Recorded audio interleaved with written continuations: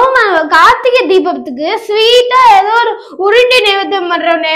அது என்ன அது என்ன வந்து ஸ்வீட்டு? பொரி உருண்டை, நெல்லு பொரி உருண்டை, அவல் பொரி உருண்டை. அது ஏன் நைவேத்தியம் பண்றோம்னு உனக்கு தெரியுமா? அது ஒரு பெரிய ஸ்டோரி. கொஞ்சம் பொறுமையா உட்காரு, நான் சொல்றதை கேளு. ரொம்ப ஆச்சரியமா இருக்கும் இந்த விஷயம். ஓகேவா? ரைட். கார்த்திகை மாசம் அப்படின்னு சொன்ன உடனே நம்மளுக்கு வந்து இந்த ஒரு திருவிழாக்கும் ஒரு விஷயத்துக்குமே நம்மளோட முன்னோர்கள் வந்து ரொம்ப அழகாவே என்ன பண்ணிருக்காங்கன்னா, அதோட பிரசாத வகையை வந்து சூப்பரா சொல்லி கொடுத்துருக்காங்கன்னு சொல்லணும்.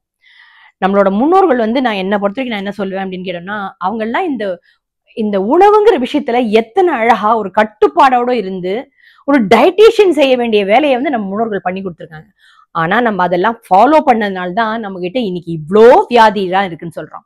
சரி, இப்ப இந்த கார்த்திகை மாதத்துக்கு உண்டான ரொம்ப அருமையான ஒரு உணவு என்ன அப்படின்னு கேட்டோம்னா, நெல்லு பொரி அண்ட் நம்மளோட சொல்ற அவல் பொரி அப்படின்னு சொல்லி. ஏன்னா அந்த குளிர்காலத்துக்கு ஏத்த மாதிரி இருக்கிற அந்த உணவு வந்து அந்த காலத்துல ரொம்ப பக்குவமா சொல்லி கொடுத்துருக்காங்க. அதுலதான் வந்து என்ன பண்ணுவாங்கன்னா, இந்த நெல் பொரி உருண்டை, அவல் பொரி உருண்டை இந்த ரெண்டுத்தையும் செய்யற வழக்கம்.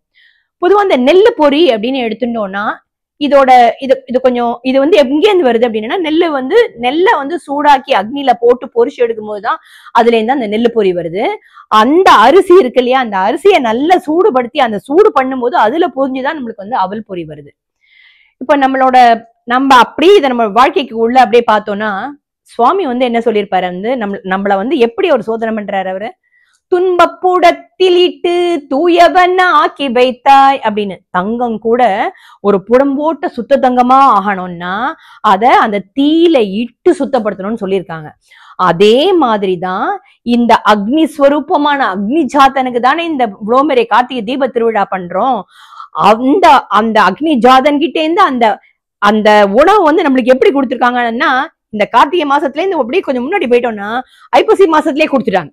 ஐப்பசி மாசத்துல என்ன வரும், பௌர்ணமியில அழகா அன்னாபிஷேகம் வரும். இந்த ஒரு சின்ன அரிசி, அதாவது சோறு கண்ட இடம்னு சொல்லி வச்சாங்க. அந்த ஒரு அரிசியும் பார்த்தோம்னு வச்சுக்கோங்களேன், ஒரு அரிசி நம்மளுக்கு வந்து ஒரு சிவலிங்கமா தெரியும். அதனாலதான் சோறு கண்ட இடம் சொர்க்கம்னு சொன்னாங்க. அத்தனையும் அன்னாபிஷேகம் பண்ணி காமிச்சாங்க. இததான் நம்ம இந்த கார்த்திகை மாச பௌர்ணமியில என்ன பண்றோம், அரிசி பொரி, நெல்லு பொரி அப்படின்னு பண்றோம் இல்லையா. இதுவும் என்னது, அந்த அக்னியிலேருந்து தான் நம்மளுக்கு கிடைக்கிறது. அப்போ நம்மளோட பாவங்கள் எல்லாத்தையும் நம்ம என்ன பண்ணணும், அத்தனையும் அந்த தீயில இட்டு நம்மளை தூய்மையாக்குறதுக்கு அப்படிங்கிறத உணர்த்துறதுதான் இந்த அற்புதமான நெல்லு பொரி, அந்த அவல் பொரியோட தத்துவம் அப்படின்னு சொல்றோம். இதோட நம்மளுக்கு வந்து என்ன பண்றாங்க, அந்த சக்கரை பாகு இதெல்லாம் சேர்த்து கொடுக்கும்போது அறிவியல் பூர்வமாவும் உள்ள வருது. இது அத்தனையும் வந்து இப்ப இந்த மாசம் வந்து எப்படி இருக்குன்னா, இந்த கார்கால மாசம் அப்படின்னு சொல்றோம். இந்த கார்கால மாசத்துக்கு வந்து இந்த கார்த்திகை தீபத்தும் போது என்ன ஆகும், மழை பெஞ்சு அப்படியே அப்ப கொஞ்சம் கொஞ்சமா வந்து என்ன ஆகணும், மார்கழிக்குள்ள நம்ம போகணும். அப்ப குளிர்ச்சி ஜாஸ்தி ஆகும். குளிர்ச்சி ஜாஸ்தியானா ஆட்டோமேட்டிக்கா என்ன ஆகும், நம்ம சாப்பிடுற ஃபுட்டு ஜெரிக்காது. அந்த ஜெரிக்கணும் அப்படின்னா லைட் ஃபுட்டா எடுத்துக்கணும். அதுக்குதான் இந்த நெல்லு பொரியும் அவல் பொரியும் வச்சாங்க. அதோட இல்லைங்க, நம்மளோட அத்தனை குருமார்கள், ஏன் நம்ம மகாபெரிவர் எடுத்துக்கோங்க, அவருக்கு வந்து நெல்லு பொறிக்குன்னு நெல்லு பொறிச்சு கொடுக்கறதையே அப்படியே தவம் இருந்துன்னு சொல்லுவாங்களே, அந்த மாதிரி கொண்டு கொடுப்பாங்க. அவர் நெல்லு பொரி தான் எடுத்துப்பார். இந்த மாதிரி சித்தர்கள், யோகிகள் எல்லாருமே பார்த்துட்டோம் அப்படின்னா அத்தனை பேரும் எடுத்துக்கிற வந்து உணவு எது அப்படிங்கிறது இந்த நெல் பொரி தான். இந்த நெல் பொரி வந்து நம்மளுக்கு வந்து அப்படி தக்க மாதிரி இருக்கும். சாப்பிட்டோம் அப்படின்னா வயிறு ரொம்ப இருக்கும், ஆனா வந்து பசிக்கவே பசிக்காது. அப்பேற்பட்ட வந்து ஒரு ரொம்ப அவ்வளவு அழகுன்னு சொல்லணும். இன்னும் நம்ம வந்து அப்படி தெய்வம் அப்படின்னு கொஞ்சம் எடுத்து எந்த இப்போ இந்த கார்த்திகை மாசத்துக்கு தான் இந்த அவல் பொரியும் நெல்லு பொரியுமான்னு கேட்டா இல்லைங்க. நீங்க வந்து என்ன சொல்றோம், கைத்தல்ல நிறை கனி அப்பமோ டபுள் பொரி கப்பிய கரிமுகன் புள்ளியாருக்கு பாடுறோம். நம்மளோட கணபதி ஹோமத்துல என்ன வேண்டியிருக்கு, நம்மளுக்கு கண்டிப்பா நெல்லு பொரி வேண்டியிருக்கு. நெல்லு பொரி போட்டுதான் நம்ம என்ன பண்றோம், அந்த கணபதி ஹோமத்துல போடுறோம். இதுக்கு அடுத்தது பார்த்தோம் அப்படின்னா அவலும் மலரும் சுவாமிக்கே சுவாமியே ஐயப்போன்னு வந்து அந்த சரண கோஷத்திலேயே வந்து நெல்லு பொரியை பத்தி சொல்லப்பட்டிருக்கு. இந்த நெல்லு வந்து இப்போ ஒரு அந்த காலத்துல எல்லாம் பாத்தீங்கன்னா ஒரு இடத்துல இருந்து இன்னொரு இடத்துக்கு போகும்போது அரிசியை மூட்டையா கட்டின்னு தொங்கி எடுத்துன்னு போக மாட்டாங்க, நெல்லை தான் எடுத்துட்டு போவாங்க. நெல்லு பொரி தான் எடுத்துட்டு போவாங்க, ஏன்னா சட்டுன்னு வீணா போகாது. இந்த நெல்லு பொரி அவல் பொரி தான் எடுத்துட்டு போயிருக்காங்க. அதனாலதான் இன்னைக்கும் கூட பாத்தீங்கன்னா இந்த இருமுடி கட்டும் போது நெல்லு பொரி, இந்த அவல் பொரி, நெல் பொரி அவல் பொரி எல்லாம் எடுத்துட்டு போறதுக்கு காரணமே இது வந்து ஒரு அருமையான உணவு.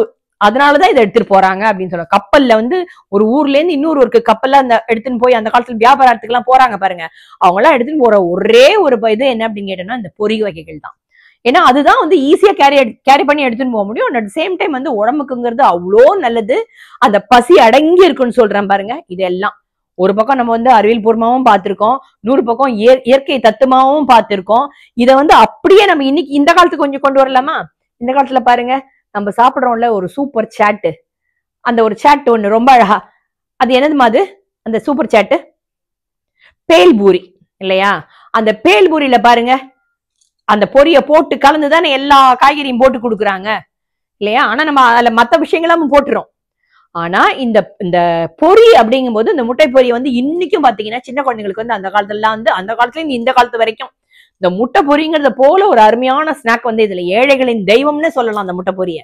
அந்த மாதிரி இந்த அவல் பொரியா இருக்கட்டும், நெல்லு பொரியா இருக்கட்டும், இந்த கார்காலத்துல அதுவும் இந்த ஈசனுக்கு வந்து நைவேத்தியம் பண்றதுக்கு இப்பேற்பட்ட ஒரு அருமையான ஒரு ஃபுட்டை சொல்லியிருக்காங்க. நம்ம முன்னோர்கள்லாம் இன்னைக்கு இல்லையே, அவங்க எல்லாம் கண்டிப்பா அவங்களுக்கு எல்லாம் இருந்தாங்கன்னா நான்லாம் எப்படி தான் எடுத்துப்பேன், இதை படி சாஷ்டாங்கமா விழுந்து நமஸ்காரம் பண்ணிடுவாங்க.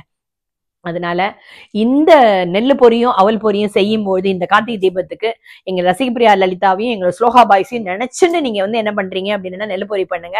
அதே சமயத்துல உங்களோட ஆசீர்வாதங்களும் எங்களுக்கு கிடைக்கட்டும். நெல்லு பொரியை செஞ்சு உங்களோட இதுல இன்னொரு விஷயமும் சொல்லணுங்க, நான் விட்டுட்டேன் பாருங்க.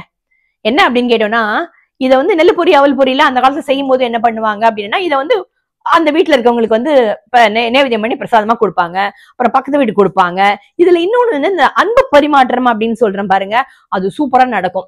ஏன்னா நம்மளுக்கு வந்து ஃப்ரெண்ட்ஸ் எல்லாத்தையும் கொண்டு வச்சிரும் அது. அதோடு இல்லாம நம்மளோட குடும்பத்துல வந்து நம்மளுக்கு வந்து இந்த கார்த்திகை ஆகட்டும், வரப்போற தை மாசம் இருக்கு பாருங்க பொங்கல், இந்த 2க்கு மட்டும் பிறந்த வீட்டுல இருந்து சீர் வரும். அந்த சீர்ல முக்கியமா வந்து இந்த நெல்லு பொரியும் அவர் பொரியும் கொண்டு வச்சிருவாங்க. ஏன்னா தன்னோட பெண்ணுக்கு வந்து அதை வந்து எப்படி நம்ம கொடுக்க சொல்லுவாங்க, இந்த அண்ணா தம்பி மூலமா வந்து அந்த பொன் குழந்தைக்கு செய்யணும் அப்படின்னு சொல்லுவாங்க.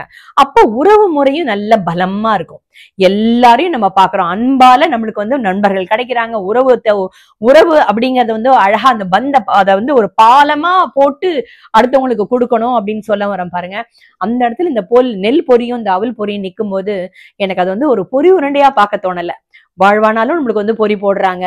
அதே மாதிரி ஒரு இறப்பு அப்படிங்கும்போது அந்த இடத்துல இந்த பொரி வந்து ஒரு பெரிய வைட்டல் ரோல்ல இருக்கு. 2வது ஒரு குழந்தைய தாரவாத்து கொடுக்கும் போது அந்த கூட பிறந்த அந்த சகோதரன் என்ன பண்ணுவான்னா நெல்லு பொரிய வந்து போட்டு அந்த இதுல வந்து அக்னி சாட்சியா போடுறான் இல்லையா? அப்ப அந்த பந்தம் எப்பேற்பட்ட பந்தம் பாருங்க. அப்போ இந்த நெல்லு பொரிக்கு எந்த இடத்துல இருந்து எப்படிலாம் ஒரு இடம் கொடுத்திருக்காங்க. நாம வந்து என்ன பண்றோம், இதெல்லாம் மறந்துடுறோம். சாதாரண ஒரு பொரி உருண்டை தானேன்னு நம்ம வீட்டு மக்களுக்கு இந்த நெல்லு பொரி உருண்டையும் அவல் பொரி உருண்டையும் இது பண்ணா அதுங்களுக்கு வந்து இதோட அருமை தெரியறது இல்ல. கண்டிப்பா இந்த விஷயங்கள் எல்லாத்தையும் உங்களோட குழந்தைங்களுக்கு சொல்லி கொடுங்க. நெல் பொரி உருண்டையும் அவல் பொரி உருண்டையும் செய்யுங்க. ரசிகப்பிரியா லலிதாவை நினைச்சுக்கோங்க. செம்மாய்ங்க.